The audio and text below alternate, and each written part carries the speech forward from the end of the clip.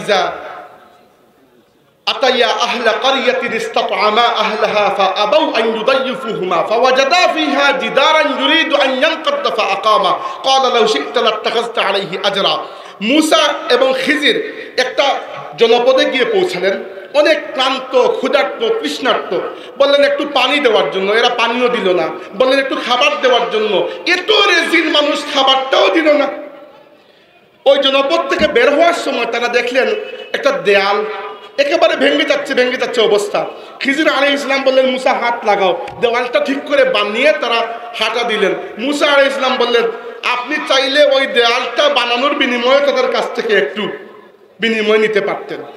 খিজির আলাইহিস সালাম বললেন হাযা ফিরাকু বাইনি ওয়া বাইনিক, না আর তোমার সাথে চলা যাচ্ছে না মূসা, এখন আমরা পরস্পর বিচ্ছেদ হয়ে যাচ্ছি।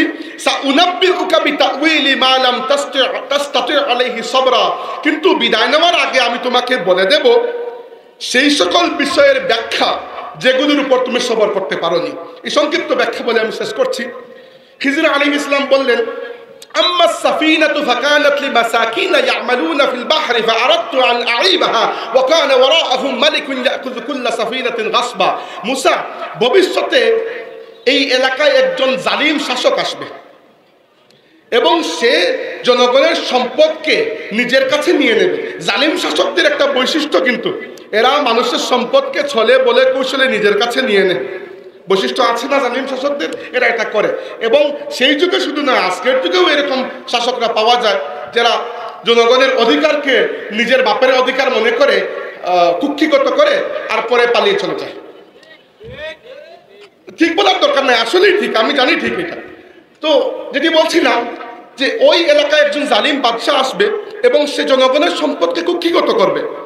এবার এই যে বেচারা মাঝি, তার পুরো পরিবারের সম্পদ এই নৌকাটা। এখন রাজা যখন কুক্ষিগত করতে আসবে তখন দেখবে এই মাঝির নৌকাটা ফুটা, তখন আর এই সম্পদটা কেড়ে নেবে না। এখন ফুটা নৌকা দিয়ে মাঝি তাও জোড়াতালি দিয়ে চলতে পারবে। রাজা যদি সম্পদটা নিয়ে যায় মাঝি একবারে পথে বসে যাবে। তাই আল্লাহর আদেশে আমি ওই নৌকাটিকে ফুটো করার মাধ্যমে ওই মাঝিকে ছোট্ট ক্ষতি করার মাধ্যমে বড় ক্ষতি থেকে আল্লাহ পাক বাঁচিয়ে নিয়েছেন।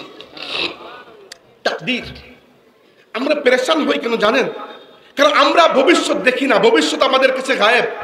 কিন্তু আল্লাহর কাছে অতীত বর্তমান ভবিষ্যৎ বলে কোনো জিনিস নাই। আল্লাহর কাছে সবই সমান। যখন বিপদ আসে আমরা হুট করে পেরেশান হয়ে যাই। চিন্তা করেন ওই মাঝির কথা, কত পেরেশান সে, যে হুজুর কি করলেন, আমার নৌকাটা ফুটা করে দিয়ে গেলেন। কিন্তু ওই মাঝি যদি ভবিষ্যৎ দেখতেন অথবা এটুকু বুঝতেন যে কুল্লান ইউসিবানা ইল্লা মা কাতাবাল্লাহু লানা, হে রাসূল আপনি বলুন যে মুসিবত আসে সবই আল্লাহর পক্ষ থেকে আসে, তিনি বুঝতে পারতেন ওই ছোট্ট মুসিবতের বিনিময়ে আল্লাহ নিশ্চয়ই কোনো বড় মুসিবতকে আমাদের উপর থেকে সরিয়ে নিচ্ছে। জীবনে এই শিক্ষাটা প্রয়োজন আছে। অস্থির হয়ে লাভ নাই সব জিনিসে। দ্বিতীয় ঘটনা হচ্ছে আম্মাল গুলামু ফাকানা আবাওয়াহু মুমিনাইন ফাখাশিনা আন ইউরহিকাহুমা তুগয়ানান ওয়া কুফরা ফাআরাদনা আন ইউবদিলাহুমা রাব্বুহুমা খায়রাম মিনহু যাকাতান ওয়া আকরাবা রাহমা। দ্বিতীয় ঘটনা হচ্ছে যে ওই যে ছোট্ট শিশু সে বড় হয়ে এমন নাফরমান হবে এবং নিজের মা বাবাকে কষ্ট দিবে, নিজের মা বাবাকেও গুমরাহ করে ফেলবে। তাই আল্লাহ পাক চাচ্ছেন ওই ছোট্ট শিশুটিকে তিনি যেন নিয়ে যান। এর মাধ্যমে দুইটা কাজ হবে। বাচ্চাটা মাসুম অবস্থায় মারা যাবে, সে নিষ্পাপ, মানে গুনাহ করা তো বয়সী হয় নাই। ভবিষ্যতে তার মাধ্যমে তার মা বাবা গুমরাহ হওয়া থেকে বেঁচে যাবে। আর আল্লাহ পাক অচিরেই ওই মা বাবার ঘরে আরেকজন সন্তান দিবেন, যার মাধ্যমে আল্লাহ এই সন্তানকে কেড়ে নেওয়ার অভাবকে আল্লাহ পাক পূরণ করে দেবেন। এবার চিন্তা করেন এখানে কি শিখলাম? এখানেও শিখলাম তাকদীর। মুসা আলাইহিস সালাম যখন ওই বাচ্চা, খিজির আলাইহিস সালাম যখন ওই বাচ্চাটাকে মেরে ফেলেছেন, চিন্তা করে দেখেন বাচ্চার মা বাবার কি অবস্থা তখন ছিল। কিন্তু ওই বাচ্চার মা বাবা যদি এটা জানতেন যে আল্লাহ রাব্বুল আলামিন তাদেরকে উদ্ধার করার জন্য কত মিটিকুলাস প্ল্যান করেছেন এবং আল্লাহর পরিকল্পনা সর্বশ্রেষ্ঠ, তাহলে তারা নিশ্চয়ই অস্থির হতেন না। এবার ভাইয়েরা আমার, জীবন তো ফুলের বিছানা নয়। সবাই জীবনে বিপদ আপদের মধ্যে পড়ি এবং আল্লাহ নবী সাল্লাল্লাহু আলাইহি ওয়াসাল্লাম বলেছেন ইন্নাল্লাহা ইযা আহাব্বা কওমান ইবতালাহুম, আল্লাহ যাদেরকে বেশি মহব্বত করেন এদেরকে পরীক্ষা করেন। আল্লাহর জমিনে সবচেয়ে বেশি পরীক্ষা এসেছে নবী রাসূলদের উপরে। আমাদের নবী সাল্লাল্লাহু আলাইহি ওয়াসাল্লাম 7 সন্তানের জনক, 7 সন্তানের জনক, 4 জন কন্যা জাইনাব, রুকাইয়া, উম্মে কুলসুম, ফাতিমা এবং 3 পুত্র কাসিম, আব্দুল্লাহ, ইব্রাহিম। একজন বাবার 7 সন্তানের মধ্যে 6 জন সন্তান তার চোখের সামনে ইন্তেকাল করেছেন। আল্লাহর নবী সাল্লাল্লাহু আলাইহি ওয়াসাল্লাম এই দৃশ্য নিজের চোখে দেখেছেন। আল্লাহ তাকে 7 জন সন্তান দিয়েছিলেন। এক সাইয়্যিদা ফাতিমা সালামুল্লাহি আলাইহা ছাড়া বাকি প্রত্যেকেই রাসূলুল্লাহ সাল্লাল্লাহু আলাইহি ওয়াসাল্লাম দুনিয়াতে থাকা অবস্থায় ইন্তেকাল করেছেন। আল্লাহর নবী সাল্লাল্লাহু আলাইহি ওয়াসাল্লাম 3 বার ইয়াতীম হয়েছেন। প্রথমে বাবা হারিয়েছেন, বাবাকে তো দেখেনি নাই। এরপরে 6 বছর বয়সে মা হারিয়েছেন, 8 বছর বয়সে দাদা হারিয়েছেন। সবচেয়ে বড় সাপোর্ট সিস্টেম ছিলেন 2 জন। ঘরের মধ্যে আমাদের মা সাইয়্যিদা খাদিজা সালামুল্লাহি আলাইহা, আর বাইরে রাসূলুল্লাহ সাল্লাল্লাহু আলাইহি ওয়াসাল্লামের চাচা আবু তালিব।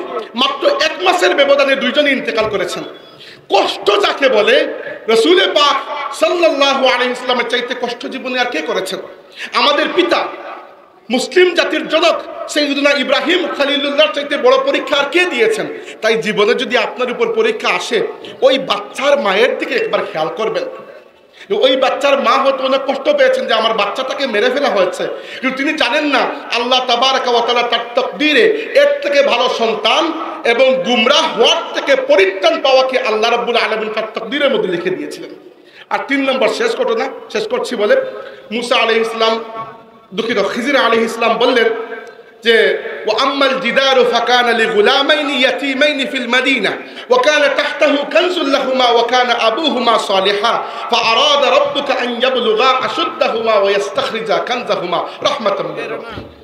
অর্থাৎ ওই যে দেয়াল আমরা ঠিক করে দিয়েছি, ওই দেয়ালের নিচে এই এলাকার 2 জন ইয়াতীম শিশুর সম্পদ তাদের বাবা রক্ষিত করে গিয়েছিলেন। এবার আল্লাহ রাব্বুল আলামিন চেয়েছেন যে এই সম্পত্তি এখন কারো নজরে না আসুক। চিন্তা করে দেখেন, এই এলাকার মানুষ যে খারাপ, যে রেজিল মানুষ, একটু পানিও খেতে দেয় নাই, এই এলাকার মানুষ যদি সম্পত্তি পায় তারা কি আস্ত রাখবে না। এজন্য মুসা আলাইহিস সালামকে সাথে নিয়ে খিজির আলাইহিস সালাম এই দেয়াল বানিয়ে দিয়েছেন। কারণ কি, এই দেয়ালটা ততক্ষণ পর্যন্ত যেন থাকে যতক্ষণ না এই বাচ্চাগুলো সাবালক হয়, নিজের সম্পদকে সুরক্ষা করার দায়িত্ব নিজে পালন করতে পারে, এই যোগ্যতা যেন অর্জন করে, এরপরে যেন আল্লাহ তাদেরকে সম্পদ দিলে তারা রক্ষা করতে পারে। এরপরে সিরিয়া থেকে বাশার আল আসাদ পালিয়ে রাশিয়া চলে গেছে। এত ক্ষমতা, সাথে কি ছিল না? হিদায়ত ছিল না। এই জন্য আল্লাহ তাবারাকা ওয়া তাআলা এই জুলুমকে বরদাস্ত করেননি। আল্লাহ পাক দুনিয়াতে শাস্তি দিয়ে দেখিয়ে দিয়েছেন, আর বাকি আখিরাতের শাস্তি তো আছেই। তাই হিদায়ত তালাশ করা দরকার, হিদায়তের জন্য দোয়া করা দরকার। এবার হিদায়তের উৎস হচ্ছে কোরআন শরীফ। একটু খেয়াল করুন, কোরআন শরীফের ব্যাপারে আল্লাহ তাবারাকা ওয়া তাআলা আমাদেরকে জানিয়েছেন, এবং কুরআনুল কারীম রাসূলে পাক সাল্লাল্লাহু আলাইহি ওয়াসাল্লামের প্রতি নাজিল করেই শেষ নয়, বরং কোরআনের সাথে আল্লাহ তাবারাকা ওয়া তাআলা আরো বহু কাজ জুড়ে দিয়েছেন। আল্লাহ বলেছেন, ইন্না আলাইনা জামআহু ওয়া কুরআনা ফাইজা ক্বরানাহু ফাত্তাবি' কুরআনা সুম্মা ইন্না আলাইনা বায়ানা। প্রথমত হে নবী, এই কোরআন নাজিল হয় কার পক্ষ থেকে? আল্লাহর পক্ষ থেকে। তানজিলুম মির রাব্বিল আলামিন, নাজিল করা দায়িত্ব আল্লাহ। 2 নম্বর, হে নবী, কোরআনকে আপনার সিনা মুবারকের মধ্যে সংরক্ষণ করার দায়িত্ব আমি আল্লাহর।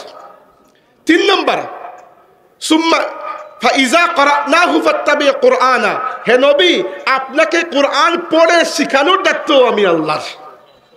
হ্যাঁ, জিবরাইল আপনার কাছে নিয়ে এসেছেন, আপনি রেখে দেন, কিন্তু যখন আমি আল্লাহ আপনাকে পড়ে শেখাবো তখন আপনি শিখবেন। 4 নম্বর, সুম্মা ইন্না আলাইনা বায়ানা, এরপরে এই কোরআনের ব্যাখ্যা তাফসীর করার দায়িত্ব আমি আল্লাহর। আর আরেকটা দায়িত্ব আল্লাহ রাব্বুল আলামিন নিজের উপর নিয়েছেন, ইন্না নাহনু নাযালনা যিকরা ওয়া ইন্না লাহু লাহাফিজুন। এই কোরআন নাজিল করেছেন আল্লাহ, এবং এই কোরআনকে হেফাজত করার দায়িত্ব আল্লাহ নিজের হাতে নিয়ে নিয়েছেন। তাহলে চিন্তা করুন, কোরআন নাজিল করেছেন আল্লাহ, হেফাজত করেছেন আল্লাহ, নবীর অন্তরের মধ্যে কোরআনকে জমা করেছেন আল্লাহ, নবীকে কোরআন পড়ে শিখিয়েছেন আল্লাহ, নবীর কাছে কোরআন ব্যাখ্যা করেছেন আল্লাহ রাব্বুল আলামিন। এবার কোরআন শরীফের সাথে 2টা ইলম জড়িত, অনেকগুলো ইলম, মূলত 2টা প্রধান ইলম। একটা হচ্ছে ইলমে কিরাত, আরেকটা হচ্ছে ইলমে তাফসীর। ইলমে কিরাত আবার 2 ভাগে বিভক্ত, একটা হচ্ছে ইলমে তাজউইদ, আরেকটা হচ্ছে ইলমে মাকামাত। তাজউইদ আমরা সবাই জানি না? অন্ততপক্ষে আমরা যারা ফুলতলি সাহেবের অনুসারী তাজবিদ সম্পর্কে তো আমাদের পুরো মাস্টারই আছে, তাই না? আমরা সবাই কারি আলহামদুলিল্লাহ। আর ইলমে মাকামাত ও কিরাতের আরেকটা শাখা, এটা অনেক উচ্চ একটা শাখা, এই সম্পর্কে আমারও ভালো ধারণা নাই, এজন্য আমি আর বলছি না। এটা হচ্ছে তিলাওয়াত কোন এলাকার মানুষ কিভাবে করে, কোন লেহেনে করে, ওইটার একটা বিদ্যা। আর ইলমে তাফসীর হচ্ছে কোরআন শরীফকে ব্যাখ্যা করে মানুষকে বুঝিয়ে দেওয়ার এই যে জ্ঞান, এটাকে বলা হয় তাফসীর। এবার কোরআন শরীফের দিকে যদি আপনি দেখেন, আপনার মনে হবে কোরআন শরীফের মধ্যে মনে হয় আল্লাহ শুধু আমাদেরকে বলেছেন এটি করবে, ওটি করবে না, এটি করবে, ওটি করবে না। না, এরকম আয়াত কোরআন শরীফের মধ্যে মাত্র 500টির মতো। কোরআন শরীফে প্রায় কম বেশি 6500-এর মতো আয়াত। একটু মতের পার্থক্য আছে, কেউ কেউ কোনো 2 আয়াতকে 1 আয়াত হিসাব করেছেন, এভাবে একটু পার্থক্য হয়ে যায়। মোটমাট 6500-এর মতো আয়াত। এর মধ্যে মাত্র 500টি আয়াতে আল্লাহ রাব্বুল আলামিন আমাদেরকে কিছু করা বা না করার আদেশ বা নিষেধ করেছেন। আপনি বলবেন তাইলে বাকি 6000 আয়াত আল্লাহ কি করলেন? বাকি 6000 আয়াতের মধ্যে বেশিরভাগ আয়াতে আল্লাহ রাব্বুল আলামিন নবী রাসূলদের জীবন আমাদের কাছে আলোচনা করেছেন। কি জন্য? আমরা তো এটি ঈমান রাখি যে আল্লাহ রাব্বুল আলামিন কোনো অনর্থক কথা বলবেন না। তার মানে নবী রাসূলদের জীবনের মধ্যে আমাদের জন্য উত্তম শিক্ষা রয়েছে। আমি আজকে একজন নবীর জীবন থেকে একটু কথা বলবো, এই জন্য এই ভূমিকা টানছি আপনাদের সামনে। এরপরের কথা হচ্ছে নবী রাসূল, আপনি একটু খেয়াল করে দেখবেন, হাদিসের মধ্যে এসেছে আল্লাহ পাক 1,24,000 নবী পাঠিয়েছেন দুনিয়াতে। আমরা কয়জনের নাম জানি? কোরআন শরীফে মাত্র 25 জন নবীর নাম এসেছে। আর বাকি হাদিসের কিতাব তাফসির মিলিয়ে আরো 5-7 জনের নাম আমরা জানি, বাকিদের তো নামই জানি না। এবার এই 1,24,000 নবীর মধ্যে 315 জন নবীকে আল্লাহ রাব্বুল আলামিন রাসূল বানিয়েছেন। নবীদের থেকে রাসূলদের মর্যাদা বেশি। নবী আর রাসূলের মধ্যে একটা পার্থক্য আছে। নবীদেরকে আল্লাহ নতুন কোনো শরীয়ত দিয়ে পাঠান না, রাসূলকে নতুন শরীয়ত দিয়ে আল্লাহ পাঠান। এবার 315 জন রাসূলের মধ্যে 5 জন রাসূলকে আল্লাহ পাক শ্রেষ্ঠ রাসূল বলে আখ্যায়িত করেছেন। এদেরকে বলা হয় উলুল আজম। উলুল আজম মানে শ্রেষ্ঠ মর্যাদাবান 5 জন রাসূল। এরা কারা? হযরতে নূহ আলাইহিস সালাম, হযরত ইব্রাহিম আলাইহিস সালাম, হযরত মুসা আলাইহিস সালাম, হযরত ঈসা ইবনে মারিয়াম আলাইহিস সালাম, আর আমাদের নবী সাইয়্যিদুল মুরসালিন, ইমামুল আম্বিয়া, আল মুস্তাফা ওয়াল মুজতাবা মুহাম্মাদুর রাসূলুল্লাহ সাল্লাল্লাহু আলাইহি ওয়া আলিহি ওয়াসাল্লাম। এই 5 জনকে বলা হয় শ্রেষ্ঠ 5 রাসূল। এর মধ্যে কোরআন শরীফে সবচেয়ে বেশি যে রাসূলের কথা আল্লাহ বলেছেন তিনি হচ্ছেন মুসা আলাইহিস সালাম। আপনি চিন্তা করতে পারেন যে মুসা আলাইহিস সালামের কথা এত বেশি কেন? আমি বলছি। প্রথমত, আমাদের নবী সাল্লাল্লাহু আলাইহি ওয়াসাল্লামের নাম কোরআন শরীফে এসেছে মাত্র 4 বার। একবার সূরা মুহাম্মদের মধ্যে, একবার সূরা ফাতহের মধ্যে, একবার সূরা আলী ইমরানের মধ্যে, আরেকবার আরেক কোন জায়গায় আমার এই মুহূর্তে স্মরণ হচ্ছে না, মাত্র 4 বার। কিন্তু মুসা আলাইহিস সালামের নাম আমার ধারণা মতে 150-র উপরে হবে, বেশি হতে পারে, আমি গণি নাই কখনো, 150 বারের উপরে হবে। কি জন্য? কারণ বলার আগে একটা ছোট্ট ঘটনা বলি। আমাদের নবী সাল্লাল্লাহু আলাইহি ওয়াসাল্লাম গিয়েছেন মেরাজে, এবং মেরাজে জিবরাইল আলাইহিস সালাম রাসূলুল্লাহ সাল্লাল্লাহু আলাইহি ওয়াসাল্লামকে বিভিন্ন নবী রাসূলদের উম্মত দেখাচ্ছেন। আল্লাহর নবী বলেছেন যে আমি দেখলাম কোন নবীর উম্মত কয়েকশো, কোন নবীর উম্মত এত কম মাত্র হাতে গোনা যাবে, কোন নবীর উম্মত 3 জন, কোন নবীর 2 জন, কোন নবীর উম্মত 1 জন, কোন নবীর কোনো উম্মতই নাই। এরকমও নবী দুনিয়াতে ছিলেন যার কোনো উম্মত নাই, একজন মানুষ তার দাওয়াত কবুল করে নাই। তার মানে কি বুঝলাম আমরা? বুঝলাম এটা যে যত বড় ওয়াজ আপনি করেন না কেন, হিদায়াত যদি আল্লাহ কাউকে দিতে না চান তাইলে আপনার ওয়াজে কেউ হিদায়াত হবে না। আর আপনার ওয়াজে কেউ যদি হিদায়াত না হয় এটা আপনার দোষ নয়, আল্লাহ যাকে চান তাকে হিদায়াত দিতে পারেন। আচ্ছা, এরপরে রাসূলুল্লাহ সাল্লাল্লাহু আলাইহি ওয়াসাল্লাম বললেন জিবরাইল আমাকে বড় বিশাল একটি উম্মত দেখালেন। আমার বড় শখ হলো, সম্ভবত জিবরাইল বলবেন ইয়া রাসূলুল্লাহ এরা হচ্ছে আপনার উম্মত। আমি জিজ্ঞাসা করলাম, জিবরাইল এই যে বিশাল বড় উম্মত এরা কি আমার উম্মত? জিবরাইল বললেন ইয়া রাসূলুল্লাহ এরা হচ্ছেন মুসা আলাইহিস সালামের উম্মত, বনি ইসরাইল। রাসূলুল্লাহ তাইলে জিজ্ঞাসা করলেন আমার উম্মত কোন জায়গায়? জিবরাইল বললেন আপনি একটু ওই দিকে তাকান। আল্লাহর নবী সাল্লাল্লাহু আলাইহি ওয়াসাল্লাম বললেন আমি অন্যদিকে তাকালাম, দেখি এত বিশাল সংখ্যক একটা উম্মতের তালিকা এখানে, যাদের কারণে আসমানের একটা দিক পরিপূর্ণ হয়ে গেছে। জিবরাইল বললেন ইয়া রাসূলুল্লাহ চক্ষু যতদূর যায় এই যে পুরো হরাইজন ব্যাপ্তিত উম্মতের একটা বিশাল ভান্ডার, এরা হচ্ছেন আপনার উম্মত। এবং এই উম্মতের সংখ্যা এত বেশি, রাসূল পাক সাল্লাল্লাহু আলাইহি ওয়াসাল্লাম বলেছেন যে জান্নাতবাসীকে আল্লাহ রাব্বুল আলামিন সারিবদ্ধ করবেন 120টা কাতারে, 120টা কাতার। এর মধ্যে 40 কাতার বাকি তামাম নবী রাসূলের উম্মত, আর 80 কাতার একা আমি মুহাম্মদুর রাসূলুল্লাহর উম্মতে পরিপূর্ণ হয়ে যাবে। প্রশ্ন আছে তাইলে কুরআন শরীফে মুসা আলাইহিস সালামের উম্মতের কথা এতবার আল্লাহ কেন বলেছেন? এর মূল কারণ হচ্ছে, ভালো করে বুঝেন, আমাদের নবী ব্যতীত, আমাদের নবী ছাড়া বাকি একজন নবী বড় উম্মত পেয়েছেন, তিনি হচ্ছেন মুসা আলাইহিস সালাম। অন্য কোন নবী এত বড় উম্মত পান নাই। বুঝতে পেরেছেন বিষয়টা? ধরেন আল্লাহর শ্রেষ্ঠ রাসূলদের মধ্যে একজন হচ্ছেন ইব্রাহিম খলিলুল্লাহ সাল্লাওয়াতুল্লাহি ওয়া সালামু। ইব্রাহিম আলাইহিস সালামের উম্মত প্রথম দিকে তো মাত্র 2 জন, তার স্ত্রী সারা আলাইহিস সালাম এবং তার ভাতিজা লূত আলাইহিস সালাম। লূত আলাইহিস সালাম পরবর্তীতে আল্লাহর নবী হয়েছেন, কিন্তু তিনি ইব্রাহিম আলাইহিস সালামের ভাতিজা সম্পর্কে। কিন্তু আমাদের নবী সাল্লাল্লাহু আলাইহি ওয়াসাল্লাম দুনিয়া থেকে বিদায় নেওয়ার সময় উম্মত রেখে গেছেন 1,24,000। আপনাদের অতিথি এসেছেন? আচ্ছা আচ্ছা, তাকে স্টেজে নিয়ে আসবেন।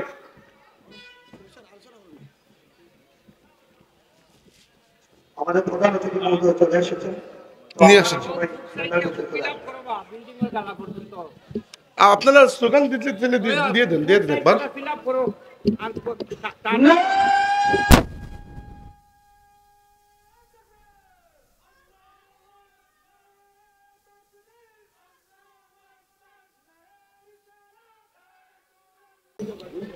আমি আমার সময় পর্যন্ত কথা বলবো।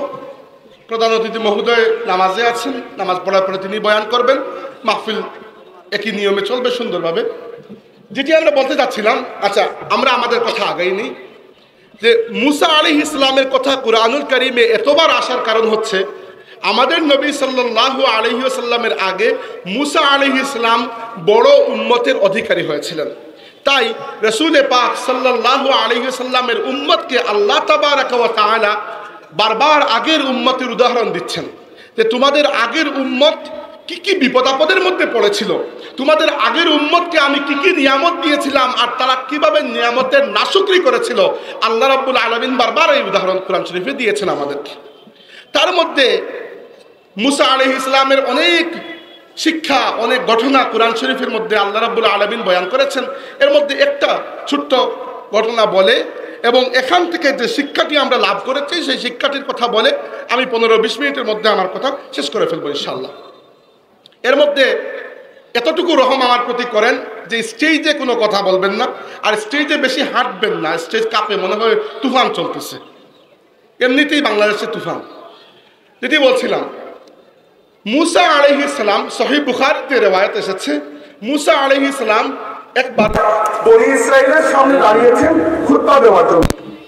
ওই সময় মুসা আলাইহিস সালামের উম্মতের মধ্য থেকে একজন প্রশ্ন করেছেন, হে মুসা নবিউল্লাহ, এই পৃথিবীর, আপনি কথা বন্ধ করেন, এই পৃথিবীর মধ্যে সবচেয়ে বড় জ্ঞানী কে?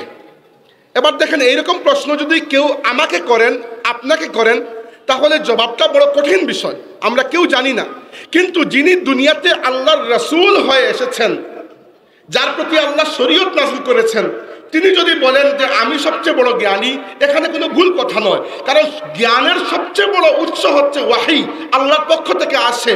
মুসা আলাইহিস সালাম সেই যুগের নবী, সেই যুগের রাসূল, তাই স্বাভাবিকভাবে তিনি বলেছেন যে সবচেয়ে বড় জ্ঞানী হচ্ছে আমি। কিন্তু আল্লাহ তাবারাকা ওয়া তাআলা বিষয়টিকে পছন্দ করেননি। আল্লাহ রাব্বুল আলামিন চেয়েছেন যেন মুসা আল্লাহ রাব্বুল আলামিনের দিকে রুজু করেন। মুসা এমন কথা বলেন যে সবচেয়ে বড় জ্ঞানী হচ্ছেন আল্লাহ তাবারাকা ওয়া তাআলা। কিন্তু মুসা আলাইহিস সালাম এইরকম চিন্তা করে বলেন নাই, তিনি দুনিয়াবি হিসাবে বলেছেন। কিন্তু আল্লাহ তাবারাকা ওয়া তাআলা নবীদের ব্যাপারে বড় সংবেদনশীল। নবীদের ব্যাপারে আল্লাহ রাব্বুল আলামিন আমাদের চেয়ে বেশি সংবেদনশীল। তাই আল্লাহ তাবারাকা ওয়া তাআলা তাকে ওহীর মাধ্যমে জানিয়ে দিয়েছেন, মুসা তুমি যে বলেছো বর্তমান পৃথিবীতে সবচেয়ে বেশি ইলমওয়ালা তুমি, দুনিয়াতে আমার এমনও বান্দা রয়েছে, আমার বান্দাদের মধ্যে এমন বান্দা রয়েছে যাকে আমি এমন ইলম দিয়েছি যে ইলম অন্য কাউকে আমি দেই নাই। মুসা আলাইহিস সালাম তো মুসা আলাইহিস সালাম আল্লাহর প্রিয়তম বান্দাদের মধ্যে একজন। সাথে সাথে তিনি বিনম্র হয়ে আল্লাহ তাবারাকা ওয়া তাআলার কাছে প্রশ্ন করেছেন, রব্বে কারীম কোন সেই বান্দাটাকে আমি পাবো কোন জায়গায়? আল্লাহ বলেছেন মাজমাউল বাহরাইন, যে জায়গায় দুটি সাগর একত্রিত হয়েছে সে জায়গায় তুমি আমার ওই বান্দাকে খুঁজে পাবে। সহিহ বুখারীতে এসেছে মুসা আলাইহিস সালাম তার ছোট্ট বালক একজন সঙ্গী ছিলেন ইউশা ইবনে নুন, যিনি পরবর্তীতে মুসা আলাইহিস সালামের খলিফা হয়েছিলেন, যিনি নবী হয়েছিলেন। তাকে সাথে নিয়ে মুসা আলাইহিস সালাম রওনা দিয়েছেন। আল্লাহ তাবারাকা ওয়া তাআলা তাকে জানিয়ে দিয়েছেন যে ওই ব্যক্তিকে চিনার উপায় হচ্ছে যে জায়গায় গিয়ে তুমি তোমার সাথে কিছু মাছ ভুনা করে নিয়ে যাও, যে জায়গায় গিয়ে ওই মাছগুলো জীবিত হয়ে সাগরে নিজের পথ খুঁজে নেবে, সেই জায়গায় তুমি আমার ওই বান্দাকে পেয়ে যাবে। মুসা আলাইহিস সালাম পথ চলছেন, তো পথ চলতে চলতে একটা জায়গায় গিয়ে ক্লান্ত হয়ে থেমেছেন, কিছুক্ষণ রেস্ট করেছেন, উঠে আবার চলতে শুরু করেছেন। তো খানিকক্ষণ চলার পরে তার সঙ্গীকে বললেন যে একটু নাস্তার সাথে নিয়ে এসেছিলাম, ব্যবস্থা করো, অনেক ক্ষুধা লেগেছে। তো সঙ্গী বললেন যে হায় রে, আমি তো বলতে আপনাকে ভুলে গেছি যে যখন আমরা বিশ্রাম নিচ্ছিলাম মাছগুলো জীবিত হয়ে সাগরে চলে গেছে। মুসা আলাইহিস সালাম বললেন আগে বলোনি কেন? আমরা তো ওই জায়গায় যাওয়ার কথা, পেছনে চলো, ওই জায়গায় যাই, ওইখানেই আল্লাহর সেই বান্দাকে পাবো যাকে আল্লাহ এমন ইলম দিয়েছেন যে ইলম আল্লাহ অন্য কাউকে দেননি। তারা চললেন, ওই জায়গায় গিয়ে তারা যাকে পেলেন, হাদিসে এসেছে তার নাম বা বৈশিষ্ট্য অনুযায়ী তার সিফতি নাম খাদির, আর আমরা উর্ফে আম বাংলায় বলি খিজির আলাইহিস সালাম। তার ব্যাপারে কথা আছে তিনি নবী কি নবী নয়, সেই লম্বা কাহিনীতে যেতে চাচ্ছি না। আমার উদ্দেশ্য হচ্ছে এই ঘটনার মধ্যে আমাদের জন্য কি শিক্ষা রয়েছে। মুসা আলাইহিস সালাম তাকে বললেন, পরিচয় হলো, এরপরে বললেন যে আমি আপনার সাথে কিছু দিন বা কিছুক্ষণ থাকতে চাই এবং আমি চাই আল্লাহ আপনাকে যে ইলম দিয়েছেন ওই ইলমটি আপনি আমাকেও দেবেন। তো খিজির আলাইহিস সালাম বললেন যে আপনি ধৈর্য ধারণ করতে পারবেন না, ওইটা একটা বিশেষ ইলম। মুসা আলাইহিস সালাম বললেন সাতাজিদুনি ইনশাআল্লাহু সাবিরা, আমি আল্লাহর উপর তাওয়াক্কুল করছি, ইনশাআল্লাহ আপনি আমাকে সবরকারী হিসাবে পাবেন, আমি আপনাকে কোনো প্রশ্ন করব না। তারা পথ চললেন, ফানতালাকা হাত্তা ইজা রাকিবা ফিস সাফিনাতি খারাকাহা ক্বালা আখরাকতাহা লিতুগরিকা আহলাহা। নদী পার হচ্ছেন, এক মাঝি নৌকায় করে তাদেরকে পার করে দিয়েছে। নৌকা থেকে নামার সময় খিজির আলাইহিস সালাম লাঠি দিয়ে খুঁচা দিয়ে ওই ব্যক্তির নৌকাটি ফুটো করে দিয়ে গেলেন। এবার দেখেন মুসা আলাইহিস সালাম ন্যায়ের প্রতিমূর্তি, দুনিয়াতে আল্লাহর রাসূল, অন্যায়ের প্রতিবাদ করা তার দায়িত্ব, যেই করুক না কেন। তিনি বললেন আপনি কি কাজ করলেন, বেচারা মাঝি, তার নৌকাটি আপনি ফুটো করে দিয়ে গেলেন। খিজির আলাইহিস সালাম বললেন আমি তোমাকে বলেছি প্রশ্ন না করার জন্য। মুসা আলাইহিস সালাম বললেন যে আমি ভুলে গিয়েছিলাম, আর প্রশ্ন করব না, আর একটু সময় সাথে থাকি। তারা পথ চলছেন, ফানতালাকা হাত্তা ইজা লাকিয়া গুলামান ফাকাতালাহু ক্বালা আকাতালতা নাফসান যাকিয়াতান বিগাইরি নাফস লাকাদ জিতা শাইআন নুকরা। কয়েকটা বাচ্চা খেলছে, মাসুম একটা বাচ্চাকে খিজির আলাইহিস সালাম লাঠি দিয়ে বাড়ি দিয়ে হত্যা করে ফেললেন। মুসা আলাইহিস সালাম রাগান্বিত হলেন, হওয়া উচিত তিনি আল্লাহর রাসূল। জিজ্ঞেস করলেন কি করেছেন, একটা মাসুম বাচ্চাকে আপনি হত্যা করে ফেললেন। খিজির আলাইহিস সালাম বলেন আমি আপনাকে দ্বিতীয়বার ওয়ার্ন করছি, আপনি কিন্তু প্রশ্ন করছেন। মুসা আলাইহিস সালাম বলেন ঠিক আছে, লাস্ট টাইম, আর প্রশ্ন করব না, আর প্রশ্ন করলে বিদায়। ফানতালাকা হাত্তা ইজা আতাইয়া আহলা ক্বরিয়াতিন ইসতাতআমা আহলাহা ফাআবাউ আন ইউদাইফুহুমা ফাওয়াজাদা ফিহা জিদারান ইউরিদু আন ইয়ানকাদ্দা ফাআকামা ক্বালা লাউ শি'তা লাত্তাখাযতা আলাইহি আজরা। মুসা এবং খিজির একটা জনপদে গিয়ে পৌঁছালেন। অনেক ক্লান্ত, ক্ষুধার্ত, তৃষ্ণার্ত। বললেন একটু পানি দেওয়ার জন্য, এরা পানিও দিল না। বললেন একটু খাবার দেওয়ার জন্য, এত রেজিল মানুষ, খাবারটাও দিল না। ওই জনপদ থেকে বের হওয়ার সময় তারা দেখলেন একটা দেয়াল একেবারে ভেঙে যাচ্ছে অবস্থা। খিজির আলাইহিস সালাম বললেন, মুসা হাত লাগাও। দেওয়ালটা ঠিক করে বানিয়ে তারা হাঁটা দিলেন। মুসা আলাইহিস সালাম বললেন, আপনি চাইলে ওই দেওয়ালটা বানানোর বিনিময়ে তাদের কাছ থেকে একটু বিনিময় নিতে পারতেন। খিজির আলাইহিস সালাম বললেন, হাযা ফিরাকু বাইনি ওয়া বাইনিক, না আর তোমার সাথে চলা যাচ্ছে না মুসা, এখন আমরা পরস্পর বিচ্ছেদ হয়ে যাচ্ছি। সাউনাব্বিউকা বিতাউইলি মা লাম তাসতাতি আলাইহি সাবরা, কিন্তু বিদায় নেওয়ার আগে আমি তোমাকে বলে দেব সেই সকল বিষয়ের ব্যাখ্যা যেগুলোর উপর তুমি সবর করতে পারোনি। এই সংক্ষিপ্ত ব্যাখ্যা বলে আমি শেষ করছি। খিজির আলাইহিস সালাম বললেন, أما السفينة فكانت لمساكين يعملون في البحر فأردت أن أعيبها وكان وراءهم ملك يأخذ كل سفينة غصبا। মুসা, ভবিষ্যতে এই এলাকায় একজন জালিম শাসক আসবে এবং সে জনগণের সম্পদকে নিজের কাছে নিয়ে নেবে। জালিম শাসকদের একটা বৈশিষ্ট্য, কিন্তু এরা মানুষের সম্পদকে ছলে বলে কৌশলে নিজের কাছে নিয়ে নেয়। বৈশিষ্ট্য আছে না জালিম শাসকদের, এরা এটা করে। এবং সেই যুগে শুধু না, আজকের যুগেও এরকম শাসকরা পাওয়া যায় যারা জনগণের অধিকারকে নিজের বাপের অধিকার মনে করে কুক্ষিগত করে আর পরে পালিয়ে চলে যায়। ঠিক বলার দরকার নাই, আসলেই ঠিক, আমি জানি ঠিক এটা। তো যেটি বলছিলাম যে ওই এলাকায় একজন জালিম বাদশাহ আসবে এবং সে জনগণের সম্পদকে কুক্ষিগত করবে। এবার এই যে বেচারা মাঝি, তার পুরো পরিবারের সম্পদ এই নৌকাটা। এখন রাজা যখন কুক্ষিগত করতে আসবে তখন দেখবে এই মাঝির নৌকাটা ফুটা, তখন আর এই সম্পদটা কেড়ে নেবে না। এখন ফুটা নৌকা দিয়ে মাঝি তাও জোড়াতালি দিয়ে চলতে পারবে। রাজা যদি সম্পদটা নিয়ে যায়, মাঝি একবারে পথে বসে যাবে। তাই আল্লাহর আদেশে আমি ওই নৌকাটিকে ফুটো করার মাধ্যমে ওই মাঝিকে ছোট্ট ক্ষতি করার মাধ্যমে বড় ক্ষতি থেকে আল্লাহ পাক বাঁচিয়ে নিয়েছেন। তাকদীর। আমরা পেরেশান হই কেন জানেন? কারণ আমরা ভবিষ্যৎ দেখি না, ভবিষ্যৎ আমাদের কাছে গায়েব। কিন্তু আল্লাহর কাছে অতীত, বর্তমান, ভবিষ্যৎ বলে কোনো জিনিস নাই। আল্লাহর কাছে সবই সমান। যখন বিপদ আসে আমরা হুট করে পেরেশান হয়ে যাই। চিন্তা করেন ওই মাঝির কথা, কত পেরেশান সে, যে হুজুর কি করলেন, আমার নৌকাটা ফুটা করে দিয়ে গেলেন। কিন্তু ওই মাঝি যদি ভবিষ্যৎ দেখতেন অথবা এটুকু বুঝতেন যে কুল্লান ইউসিবানা ইল্লা মা কাতাবাল্লাহু লানা, হে রাসূল আপনি বলুন যে মুসিবত আসে সবই আল্লাহর পক্ষ থেকে আসে, তিনি বুঝতে পারতেন ওই ছোট্ট মুসিবতের বিনিময়ে আল্লাহ নিশ্চয়ই কোনো বড় মুসিবতকে আমাদের উপর থেকে সরিয়ে নিচ্ছে। জীবনে এই শিক্ষাটা প্রয়োজন আছে। অস্থির হয়ে লাভ নাই সব জিনিসে।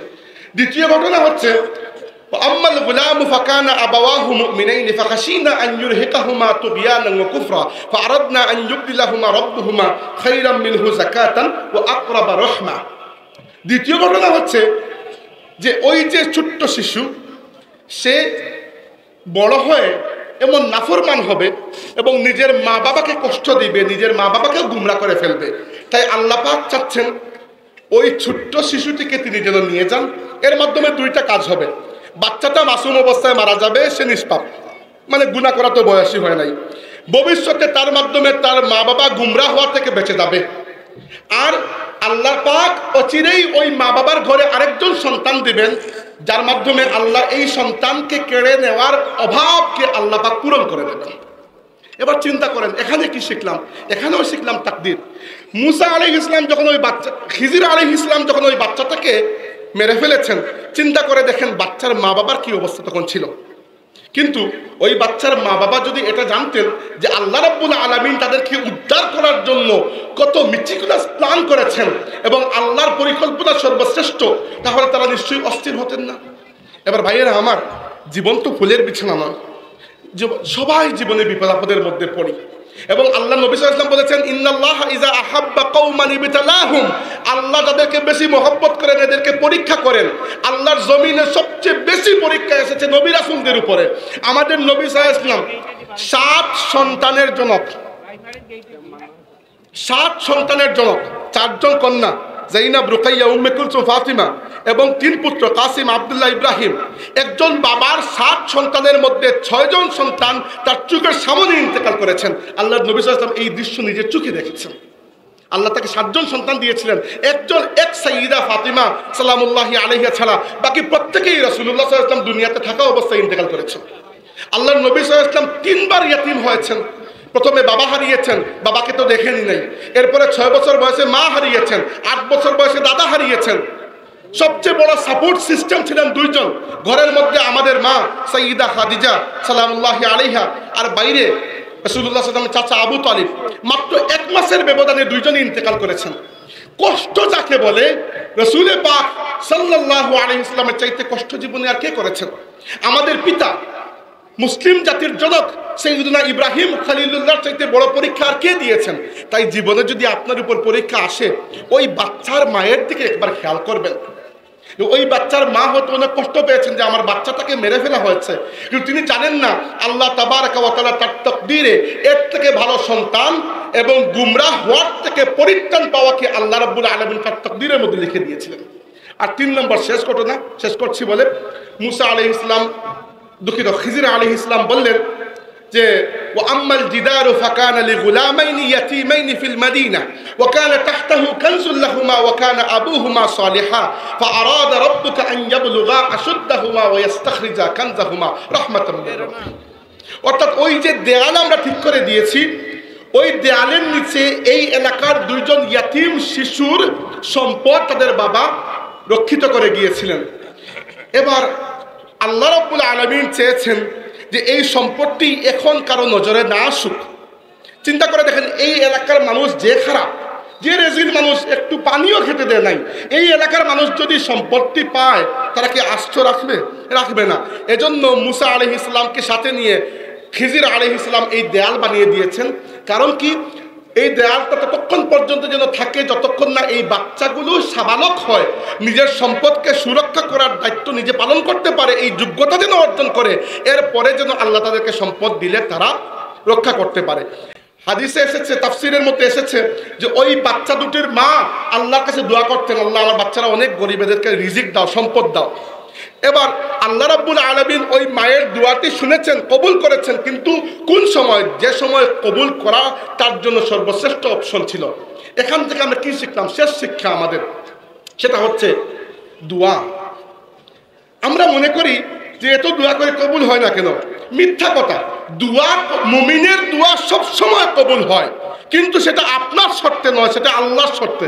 আমরা মনে করি আল্লাহ মনে হয় কোম্পানির ম্যানেজার, যে কাজ করেছে বেতন দিয়ে দিবেন। আল্লাহর সাথে আপনার সম্পর্ক ম্যানেজারের নয়, আল্লাহর সাথে আপনার সম্পর্ক গোলাম এবং মালিকের। অতএব দোয়া করবেন আল্লাহর কাছে যেভাবে ওই 2টা এতিম বাচ্চার মা দোয়া করেছিল, কিন্তু কবুল করার দায়িত্ব আল্লাহ। আল্লাহ তখন আপনার দোয়া কবুল করবেন যখন আল্লাহ তাবারাকা ওয়া তাআলা আপনার জন্য ওই দোয়াটিকে সর্বশ্রেষ্ঠ অপশন হিসাবে দেখবেন। আল্লাহ রাব্বুল আলামিন সবসময় আপনার দোয়া কবুল করেন, কিন্তু কবুল হয় 3 সূরতে। একটা হচ্ছে যখন যা দোয়া করেছেন আল্লাহ দিয়ে দিয়েছেন, খালাস কবুল হয়ে গেল। আরেকটা হচ্ছে যখন যা দোয়া করেছেন তখন আল্লাহ সেটি দিলেন না, কিন্তু পরে এর থেকে বহুগুণ বাড়িয়ে আল্লাহ আপনাকে প্রতিদান দিয়ে দেবেন। আর 3 নম্বর হচ্ছে আল্লাহ দুনিয়াতে দেবেন না, কিন্তু ওই দোয়াটিকে আল্লাহ ফেলে দেবেন না, রিজার্ভ রেখে দেবেন। কিয়ামতের ময়দানে যখন বিপদের মধ্যে পড়বেন, আল্লাহ তাবারাকা ওয়া তাআলা ওই এক দোয়ার বরকতে আপনাকে জাহান্নাম থেকে মুক্তি দিয়ে জান্নাতে প্রবেশ করাবেন। ঘটনা শেষ, ওয়াজ শেষ। কি শিখলাম আমরা? কমসে কম 2টা বিষয়। একটা শিখলাম তাকদীরের উপর অটুট ভরসা। আমি আমার তাকদীর লিখি নাই, আমার জন্মের আগে রব্বে করিম তাবারাকা ওয়া তাআলা আমার তাকদীর লিখে দিয়েছেন। অতএব যে মুসিবত আল্লাহর পক্ষ থেকে আসে সবর করতে হবে, এবং কখনো আল্লাহর প্রতি কৈফিয়ত তালাশ করা যাবে না যে তুমি এমন কেন করেছো, আমার ভাইকে কেন নিয়েছো। আল্লাহকে আপনাকে জিজ্ঞেস করে নেবেন নাকি? আর দ্বিতীয় কথা হচ্ছে দোয়া করবেন। রাসূল পাক সাল্লাল্লাহু আলাইহি ওয়াসাল্লাম বলেছেন যে আল্লাহর কাছে চাও তোমরা, এমনকি তোমাদের জুতার ফিতাটি ছিঁড়ে গেলে সেটিও আল্লাহর কাছে চাও। আল্লাহর কাছে চাইতে কখনো কার্পণ্য করবেন না। মানুষ আমাকে মেসেজ দেয়, ভাই বিয়ের জন্য কি দোয়া চাইতে পারবো আল্লাহর কাছে? তাহলে কার কাছে চাইবেন? আপনার বিয়ের বয়স হয়ে গেছে, মা বাবা দয়া পরবশ হচ্ছেন না, বিয়ে হচ্ছে না, তো চাইবেন কার কাছে? আল্লাহর কাছেই তো চাইবেন। অতএব দোয়া করার সময় কখনো কঞ্জুসের মতো দোয়া করবেন না, মুস্তাগনি হয়ে দোয়া করবেন না যে দিলে দিলা, না দিলে নাই। চাইবেন এমনভাবে যে আল্লাহ আমার লাগবে, তোমার কাছে চাচ্ছি, তুমি দিতে হবে, দাও আল্লাহ আমাকে, আমি তোমার মুখাপেক্ষী। এরকম দোয়াকে আল্লাহ মহব্বত করেন, পছন্দ করেন। আর 3 নম্বরটা শিখলাম ইলমের জন্য অন্বেষণ। ইলমের গুরুত্ব, মুসা আলাইহিস সালাম যুগের রাসূল, এতে কোনো সন্দেহ নাই, কিন্তু একটা বিশেষ ইলম আল্লাহ খিজির আলাইহিস সালামকে দিয়েছিলেন বলে সেই ইলমের অন্বেষণে আল্লাহর রাসূল মুসা আলাইহিস সালাম এত লম্বা পথ পাড়ি দিয়েছেন। এভাবে আমরা আমাদের উলামায়ে কেরামের জীবনে দেখি, ইমাম বুখারী রাহমাতুল্লাহি আলাইহি নিজের পয়সা খরচ করে প্রায় 16 বছর মুসলিম বিশ্বের এ প্রান্ত থেকে ও প্রান্ত ঘুরে বেরিয়েছেন যে রাহমাতুল্লিল আলামিনের কোন একটি হাদিস আমার হাত থেকে যেন মিস না হয়ে যায়। এরকম আমরা ফুলতুলি সাহেবুল্লাহ রাহমাতুল্লাহ আলাইহির জীবনের মধ্যে দেখি যে বাংলা অঞ্চল থেকে উঠে না ছিল এটি।